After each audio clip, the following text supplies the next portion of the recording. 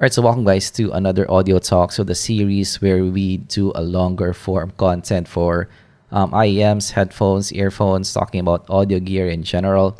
And yeah, today we're gonna talk about again another topic that I cannot talk about in a shorter form style, and that is the house sound of each brand of IEMs or earphones that we cover.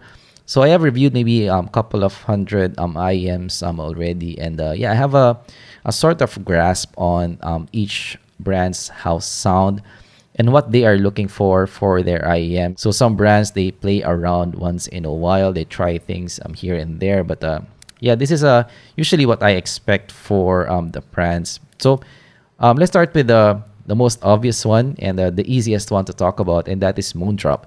So Moondrop's house sound is definitely around the IEM diffused field compensation. So they're trying to go for an IEM diffused field neutral. So they kind of accentuate maybe the highs a bit, the bass a bit, maybe add the 12K peak on top, or maybe warm up the bottom a bit. But usually the mids are really good for all Moondrops. The positioning is really good, and it's usually a level kind of tuning.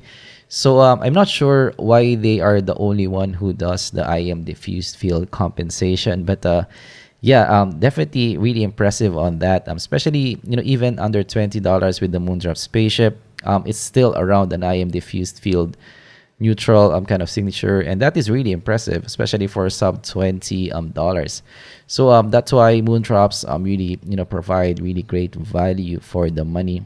Actually, the closest one that I have seen in their tuning is maybe the Heart Mirror, or maybe the BQEYZ KC2s as well. But yeah, still Moondrop is the most IEM diffused field neutral that I have seen.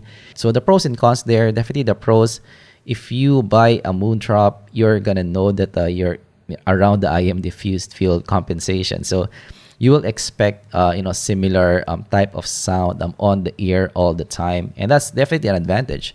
So if you're somebody who's really in love with the IEM diffused field compensation, it will be easy for you to get the next IEM, or easy for you to upgrade as well. So that's pretty cool. Cons there.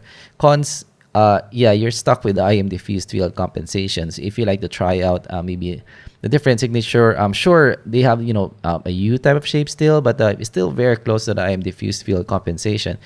So it's still not that big of a difference compared to others. So if one con, you're gonna be stuck with IEM diffused field compensation if you stay with Moondrop. So pros and cons here, but definitely it's impressive that across the range, Moondrop has the most consistent tuning. So Moondrop IEM diffused field neutral.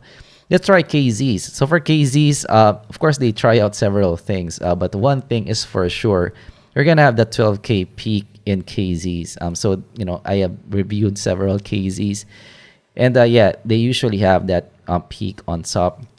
They're also usually a V type of shape. Sometimes in the mids, it's a bit elevated, but yeah, usually still a V type of shape. So your ZSNs more of clarity focused. ZSTs accentuate the bass a bit. Your ZS10 Pros still clarity, and yeah, the 12K peak on top. So ZAXs have that 12K peak on top, and also clarity as well. So yeah, most of them have that 12K peak.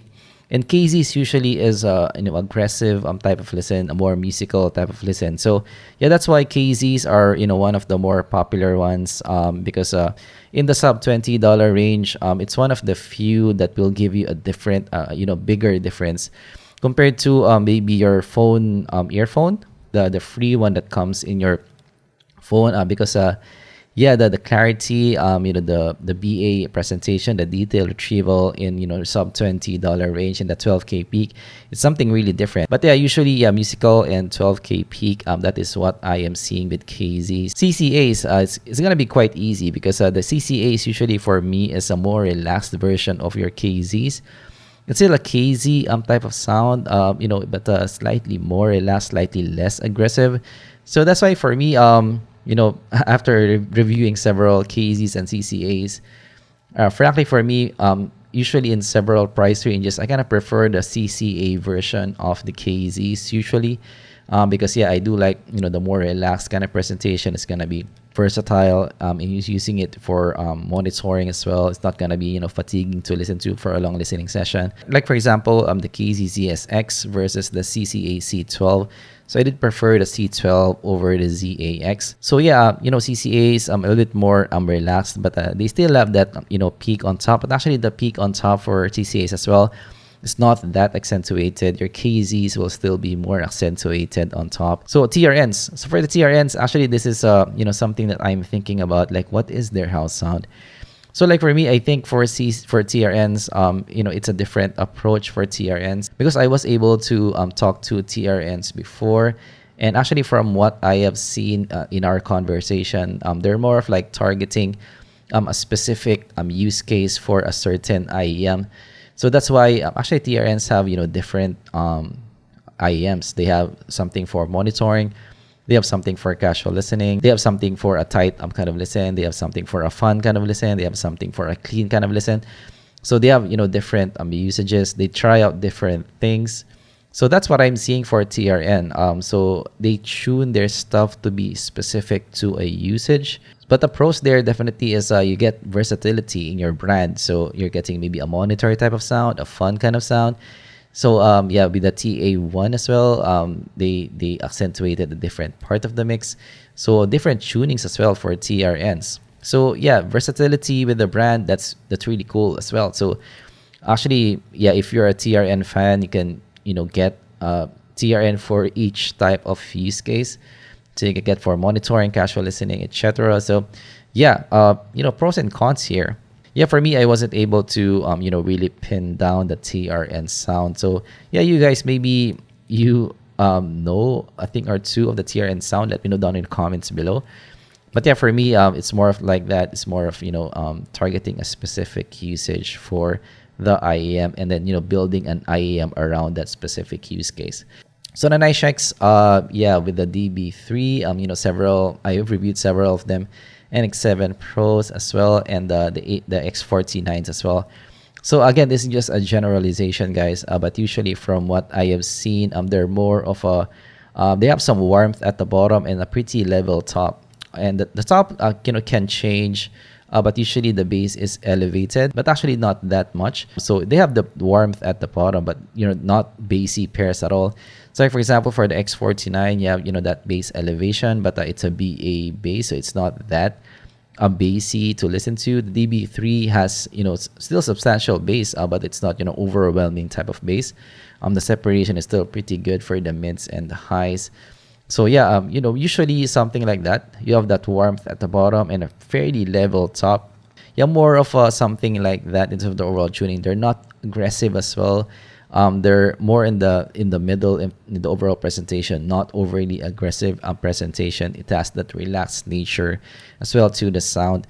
So yeah, for NiceHCK, you know, I do like several of their IEMs with that kind of tuning, especially the DB3. One of my favorites under $20, and actually the X49 as well. I did like my overall listen in that IEM as well. So yeah, that's for the NiceHCK. That's my take. More of a warmish kind of tuning. So let's go to the QKZ. So actually the QKZ TFZ has, you know, similarities in the tuning.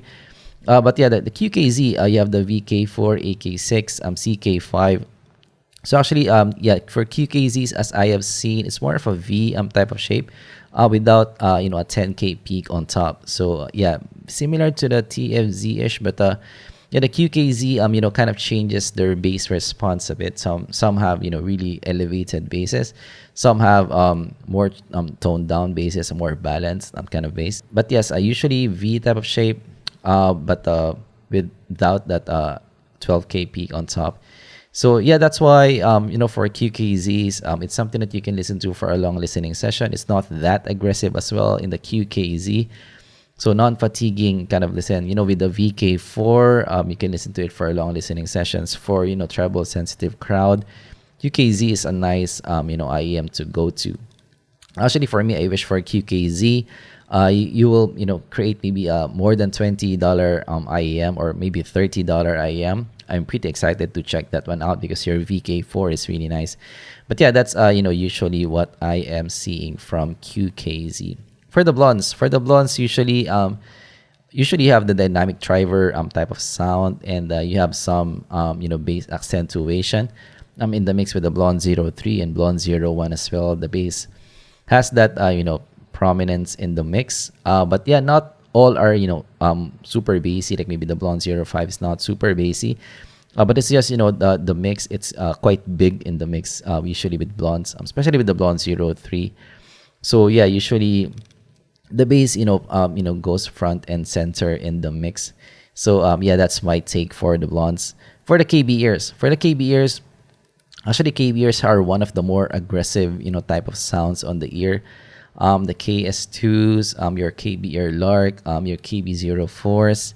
So yeah, before they change, of course, from time to time, but nowadays, as I have seen, they're more kind of aggressive presentation, really revealing presentation. So yeah, engaging as well. So quite a revealing kind of listen, more of enthusiast kind of listen with the KBEARs, as I have seen with their releases recently.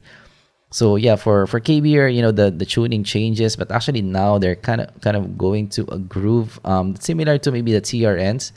They're kind of targeting a specific use case for an IEM, like an enthusiast listen, a more BC listen, a more monitor type of listen. So they're kind of targeting much like TRN, a specific use case, and then building an IEM around that. But yeah, usually for KBEAR, it's more of an aggressive presentation as well. So for the BQEYZs, for this brand, usually I can see that they're more kind of balanced on the ear. I haven't seen a BQEYZ that's really bassy. So yeah, the bass is usually toned down in the mix, and yeah, fairly balanced sound as well. Yeah, I mean, I have reviewed the BQEYZ Summer as well. They have that elevated top, but yeah, the bass is not usually overwhelming in the mix. So usually for BQEYZs, it's more of an enthusiast listen on the ear. So that's what I am seeing with BQEYZs. So yeah, of course, the elevation changes in some parts. So but usually, yeah, more of an enthusiast listen on the ear. I'm not seeing any peaks as well in their tunings. They don't usually have an aggressive presentation as well. So they don't have an overly aggressive presentation. All their IEMs have the relaxed nature to it as well. So going to the TFZ, so this is now our 10th brand. So yeah, TFZs, I have reviewed maybe 4 with the S2 exclusive 3, number 3, and also the TFZ T2, our channel favorite. And yeah, for the TFZs, usually they have that accentuation in the bass region. So sometimes 5 dB, 3 dB, and even more accentuated in the mix. They don't have usually a 12K peak. So that's one of the major differences with TFZs. They do have sometimes or oftentimes 5K peak. So and usually a V type of shape as well. But actually, the mids positioning in TFZs are still pretty good. They're not, that overly V-shaped, recessed mids, recessed 1 to 2K. So usually, as I have seen, especially for example, with the TFZ T2, they have a level mids. So they don't have that much recession in the, mids region. So that's what I'm seeing. So, it's still usually a lively kind of listen with TFZs, still, a fun type of listen. But they don't have that shimmer on top. They don't have that 12K elevation. So yeah, for bass, TFZs is a nice, IEM or house sound to have. Going to RTOs. So for RTOs, I have reviewed maybe 3 IEMs. And yeah, for me, they're more of warmth and smoothness. So a relaxed listen to the ear as well. So that's what I am seeing, and a pretty good tonality. So almost all the RTOs that I have checked are kind of in the warm side in terms of the overall presentation. The bass is prominent in the mix, but they're actually not super impactful kind of bass. It's still quite a mellow kind of bass. So they're not your overwhelming type of bass, and something that you can listen to for a long listening session. So that's why I actually bring RTOs when I go for a long trip. Because yeah, I can enjoy that bass and smoothness, and a relaxedness of the sound as well. So yeah, that's for RTO. I actually like RTO as a brand. And going to Try, so I wasn't able to review that much Try in this channel, but From what I have seen, usually for Try, they are more of a musical type of sound with pretty good technicalities. So they're usually have bigger sound stages, have that still brightness on top, the 12K peak. So yeah, very musical type of sound with the Tries, and yeah, they kind of invest in making their IEMs have good technicality, separation, soundstage. Last but not the least is 10 Audios. So for 10 Audios, actually recently they played around with their tunings. So they kind of changed things up a bit. But usually for 10 Audios, it's more of an enthusiast listen on the ear. So IEMs that enthusiasts will love. So they do have several tunings. They have a V type of tuning. They have clarity focus kind of tuning. They have a a fairly bright neutral kind of tuning and a neutral kind of tuning. So different tunings on the ear, but usually as I have seen, it's more of enthusiast tune, so something that enthusiasts will love. But almost all the 10 Audios that I have seen have pretty good technicalities and usually geared towards more of a bright kind of listen. So usually, the separation is good, the imaging is good, the clarity. And I haven't heard of a 10 Audio yet as well that, is overly aggressive, overly fun. Usually, it's more of a technical kind of listen on the ear. So that might change in the future, but that's what I'm seeing right now for 10 Audios. Of course, pros there, you can get several types of signatures in just one brand. So if you're a fan of 10 Audio, 10 Hi-Fi, you can just stick to their brand and you can get several types of signatures. All right, so for me personally, if I'm gonna choose maybe 4 brands out of all of these, so first it might be of course Moondrops. I do like my Moondrops. I do like the overall tunings there. Maybe next would be CCAs. So as I mentioned, I do prefer CCA over the KZ counterpart usually. Next would be your 10 Audios. I do like the technicalities of 10 Audios. They belong to my top 5s usually. And maybe last would be my blondes as well. So I do like a blonde kind of sound as well usually. So yeah, maybe Moondrops if I like a more neutral kind of sound. And 10 Audios if I maybe like, some technicalities and clarity as well. And blondes if I like to have some bass in my life. And maybe CCAs if I like to have some fun. So that's maybe the call that I'm gonna make. So yeah, this is a preference kind of thing, but those are kind of my preferences. So of course, again, this is just a generalization, guys. So this is not an end all be all, and I'm pretty sure some of the brands here they will try out different things. They will come up with a new maybe house sound in the future. They constantly evolve. Like for example, for KBEAR, I have seen them evolve from starting with 1 to 2 IEMs. And now they have a lot of IEMs and they're taking over some parts of the community. So that's really cool. And yeah, they usually evolve their sound. So yeah, I'm excited to check out actually new brands because I do want to check out their house sound. That is something that really resonates with me. Figuring out their branding, how they approach IEMs, what's good sounding for them. Because yeah, that's really interesting. Just for me because yeah, frankly, for me, I'm enjoying the doing some reviews and stuff. But like when I look at audio gear, I just look at them as enthusiasts first and foremost. So it's just exciting for me to check out new stuff and learning about them more than doing the reviews because like for me, I'm enthusiast first before I am a reviewer. So I always treat it that way. So yeah, that's why it's very interesting for me to just check out their house sound and learn about them. That's something that really makes me excited in the hobby.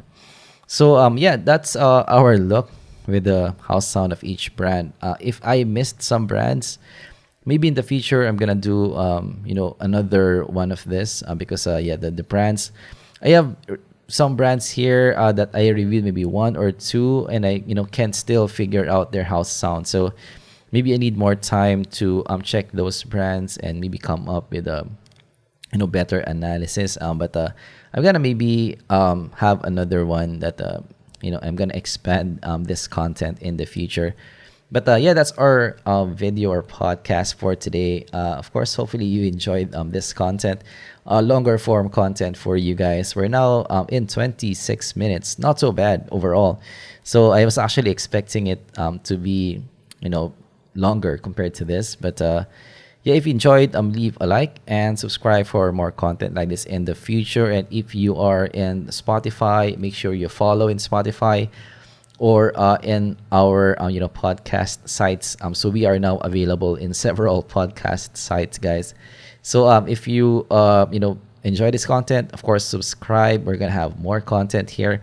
So I actually plan to have some exclusives in just the podcast and not in YouTube. So just to maybe promote the podcast more. So actually this episode might come out in the podcast first before in YouTube, because yeah, maybe I'm targeting once a month or once every, or maybe twice a month in YouTube, and I maybe gonna do some more here in the podcast in Spotify, because I don't like to flood my YouTube with several 30-minute to 1 hour videos. So yeah, I'm gonna try to have more episodes here in the audio podcast. So yeah, thanks for watching or listening, and I'm gonna see you guys in the next audio talk. Goodbye.